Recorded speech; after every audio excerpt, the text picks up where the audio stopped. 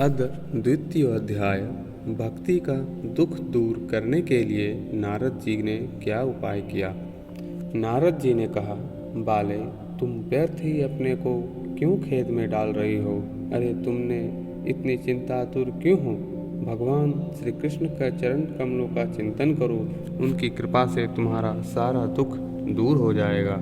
जिन्होंने कौरवों के अत्याचार से द्रौपदी की रक्षा की थी और गोप सुंदरियों का सनाथ किया था, वे श्री कृष्ण कहीं चले थोड़ी ही गए हैं। फिर तुम तो भक्ति हो और सदा उन्हें प्राणों से भी प्यारी हो। तुम्हारे बुलाने पर तो भगवान नीचों के भी घर में चले आते हैं। सत्य, त्रेता और द्वापर, इन तीनों युग में ज्ञान और वैराग्य मुक्ति के साधन थे, किंतु कलयुग में तो केवल भक्ति ही मोक्ष की प्राप्ति कराने वाली है। यह सोचकर ही परमानंद चिन्ह मूर्ति ज्ञान स्वरूप श्री हरि ने अपने सत्य स्वरूप से तुम्हें रचा है। तुम साक्षात श्री कृष्ण चंद्र की प्रिया हो और परम सुंदरी हो। एक बार जब तुमने हाथ जोड़कर पूछा था कि मैं क्या करूं, तब भगवान ने तुम्हें यही आज्ञा दी थी कि मेरे भक्तों का पोषण करो। तुमने भगवान की वह आज्ञा स्वीकार कर ली। इससे तुम पर श्री हरि बहुत प्रसन्न हुए और तुम्हारी सेवा करने के लिए मुक्ति को तुम्हें दासी के रूप में भेजा था और इन ज्ञान और वैराग्य को पुत्रों के रूप में तुम्हें सौंपा था। तुम अपने साक्षात स्वरूप से वैकुंठ धाम में ही भक्तों का पोषण करती हो। भूलोक में तो तुमने उनकी पुष्टि के लिए केवल छाया रूप धारण कर रखा है। तब तुम मुक्ति, ज्ञान और वैराग्य साथ लिए पृथ्वी तल पर आई और सत्ययुग से द्वापर अंत बड़े आनंद से रही। कलयुग में तुम्हारी दासी मुक्ति पाखंड रूप रोग से पीड़ित होकर क्षीण होने लगी थी, इसलिए वह तो तुरंत ही तुम्हारी आज्ञा से वैकुंठ लोक को चली गई। इस लोक में भी तुम्हारे स्मरण करने से वह आती है और फिर चली जाती है, किंतु इन ज्ञान वैराग्य को तुमने पुत्र मानकर अपने पास ही रख छोड़ा है।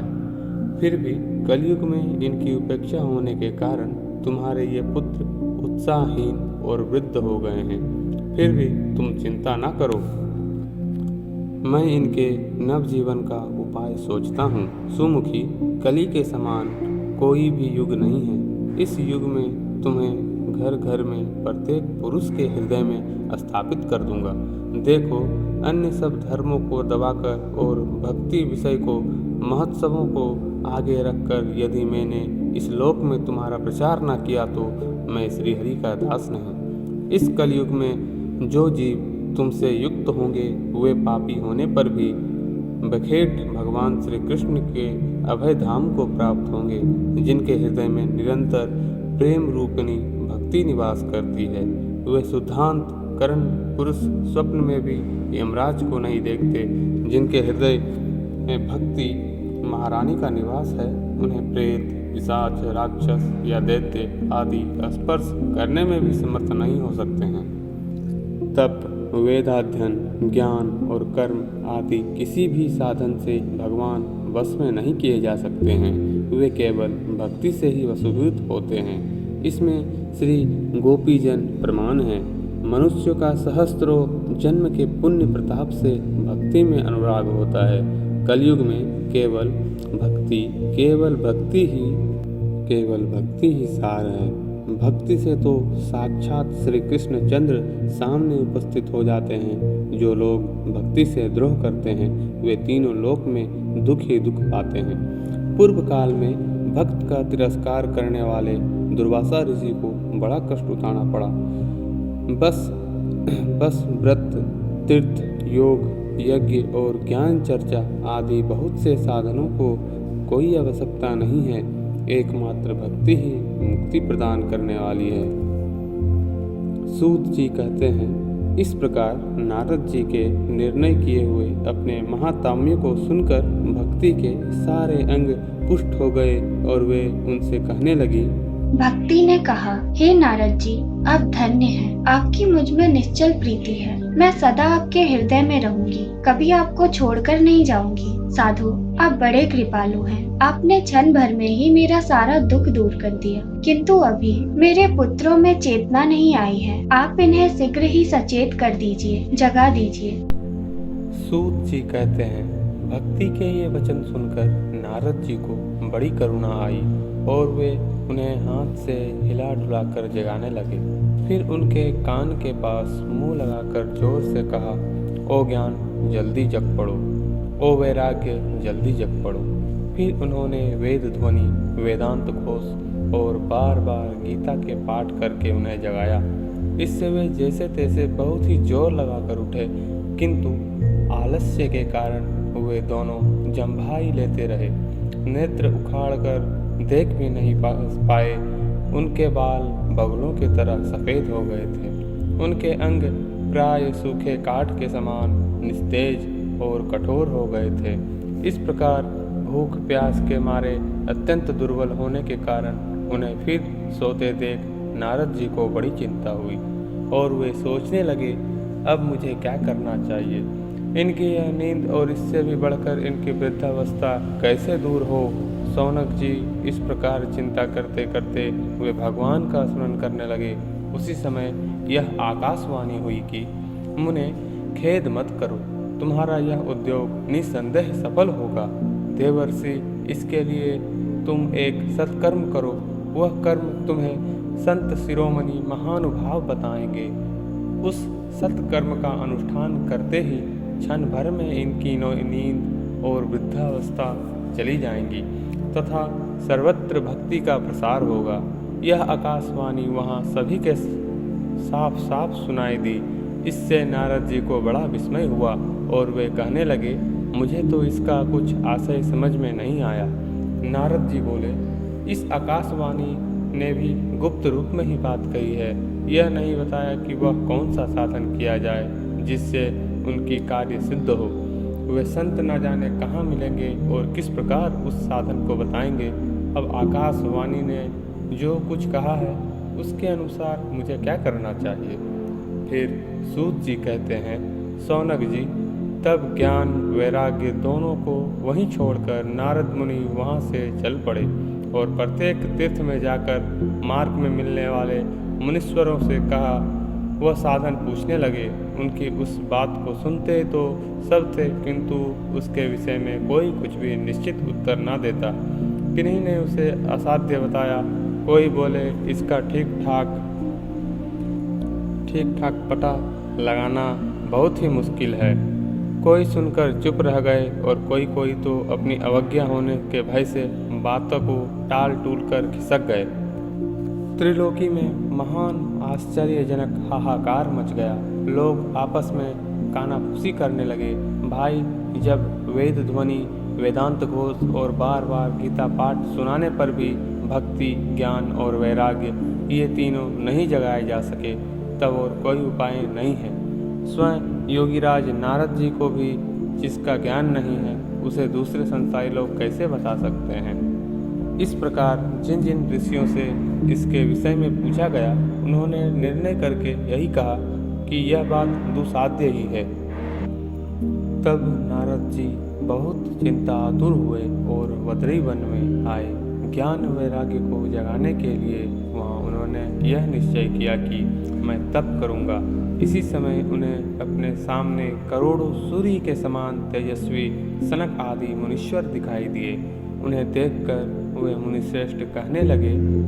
नारद जी ने कहा, महात्माओं, इस समय बड़े भाग्य से मेरा आप लोगों के साथ समागम हुआ है। आप मुझ पर कृपा करके शीघ्र ही वह साधन बताइए। आप सभी लोग बड़े योगी हैं, बुद्धिमान हैं और विद्वान हैं। आप देखने में 5-5 वर्ष के बालक से जान पड़ते हैं, किंतु पूर्वजों के भी पूर्वज आप लोग सदा वैकुंठ धाम में निवास करते हैं, निरंतर हरि कीर्तन में लीन रहते हैं, भगवल्ली कलामृत का रसावादन कर सदा उसी में उन्मत्त रहते हैं और एकमात्र भागवत कथा ही है आपके जीवन का आधार है। हरि शरणम हरि शरणम हरि शरणम, यह वाक्य सर्वदा आपके मुख में रहता है। इसी से काल प्रेरित और वृद्धावस्था भी आपको बाधा नहीं पहुंचाती। पूर्व काल में आपके भ्रभंग मात्र से भगवान विष्णु के द्वारपालों जय और विजय तुरंत पृथ्वी पर गिर गए थे और फिर आपका ही कृपा से वह पुनः वैकुंठ लोक पहुँच गए। धन्य हैं, इस समय आपका दर्शन बड़े सौभाग्य से ही हुआ है।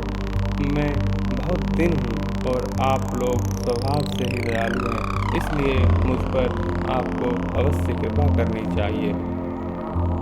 बताइए, आकाशवाणी जिसके विषय में कहा है वह कौन सा साधन है और मुझे किस प्रकार उसका अनुष्ठान करना चाहिए? आप इसका विस्तार से वर्णन कीजिए। भक्ति, ज्ञान और वैराग्य को किस प्रकार सुख मिल सकता है और किस तरह इनकी प्रेम पूर्वक सब वर्णों में प्रतिष्ठा की जा सकती है? सनक आदि ने कहा, हे देवर्षि, आप चिंता ना करें, मन में प्रसन्न हो। उनके उद्धार का एक सरल उपाय पहले से ही विद्यमान है। नारद जी, आप धन्य हैं, आप विरक्तों के शिरोमणि हैं, श्री कृष्ण दासों के शाश्वत पथ प्रदर्शक एवं भक्ति योग के भास्कर हैं। आप भक्ति के लिए जो उद्योग कर रहे हैं यह आपके लिए कोई आश्चर्य की बात नहीं समझनी चाहिए। भगवान के भक्त के लिए तो भक्ति की सम्यक स्थापना करना सदा उचित ही है।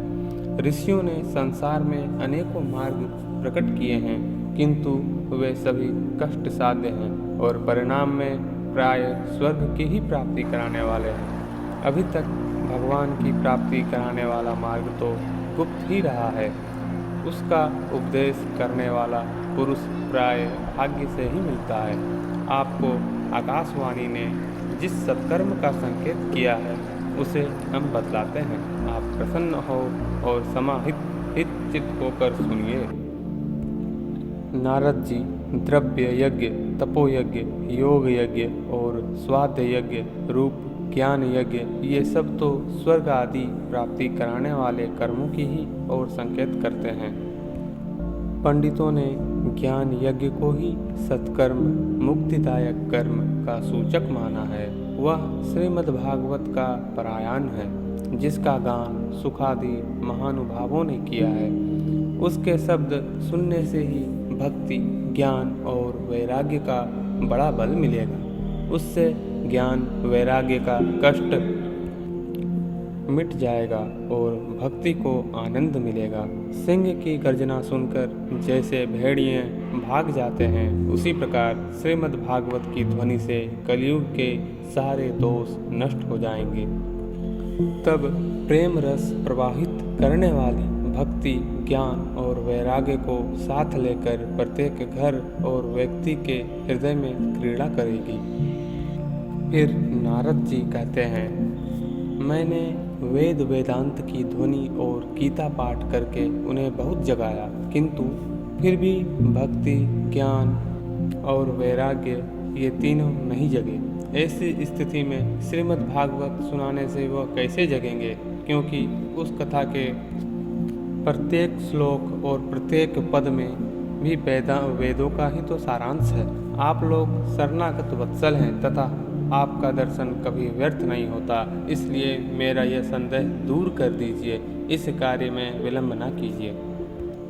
सनक आदि ने कहा, श्रीमद्भागवत की कथा वेद और उपनिषदों के सार से ही बनी है, इसलिए उनसे अलग उनकी फल रूपा होने के कारण वह बड़ी उत्तम जान पड़ती है। जिस प्रकार रस वृक्ष की जड़ से लेकर शाखा गर्भयंत्र रहता है, किंतु इस स्थिति में उसका आस्वादन नहीं किया जा सकता, वही जब अलग होकर फल के रूप में आ जाता है तब संसार में सभी को प्रिय लगने लगता है। दूध में घी रहता ही है, किंतु उस समय उसका अलग स्वाद नहीं मिलता, वही जब उससे अलग हो जाता है तब देवताओं के लिए भी स्वादवर्धक हो जाता है। खांड ईख के और छोर और बीच में भी व्याप्त रहती है, तथापि अलग होने पर ही उसकी कुछ और ही मिठास होती है। ऐसी ही यह भागवत की कथा है। यह भागवत पुराण वेदों के समान है। श्री व्यास देव ने इस भक्ति, ज्ञान और वैराग्य स्थापना के लिए ही प्रकाशित किया है। पूर्व काल में जिस समय वेद वेदांत के पारगामी और गीता की भी रचना करने वाले भगवान व्यासदेव खिन्न होकर अज्ञान समुद्र में गोते खा रहे थे, उस समय आपने ही उन्हें 4 श्लोकों में इसका उपदेश किया था। उसे सुनते ही उनकी सारी चिंता दूर हो गई। फिर इसमें आपको आश्चर्य क्यों हो रहा है जो आप हमसे इस प्रकार प्रश्न कर रहे हैं? आपको उन्हें शोक और दुख का विनाश करने वाला श्रीमद् भागवत पुराण ही सुनाना चाहिए। नारद जी ने कहा, हे महानुभावों, आपका दर्शन जीव के संपूर्ण पापों को तत्काल नष्ट कर देता है और जो संसार दुख रूप दावानल से तपे हुए हैं उन पर शीघ्र ही शांति की वर्षा करता है। आप निरंतर शेष जी के सहस्त्र मुखों में गाए हुए भागवत कथा अमृत का ही पान करते रहते हैं। मैं प्रेम लक्षणा भक्ति का प्रकाश करने के उद्देश्य से आपकी शरण लेता हूँ। जब अनेकों जन्म को संचित पुण्य पुंज का उदय होने से मनुष्य को सत्संग मिलता है, तब वह उसके अज्ञान जनित मोह और मद रूप अंधकार का नाश करके विवेक उदय होता है। इति श्री पद्म पुराणे उत्तरखंडे श्रीमद् भागवत महात्म्यं कुमार नारद संवादो नाम द्वितीय अध्याय संपूर्णमस्तु। अतः यह श्री नारद जी और भक्ति के कष्ट को दूर करने के उपाय का द्वितीय अध्याय संपूर्ण होता है।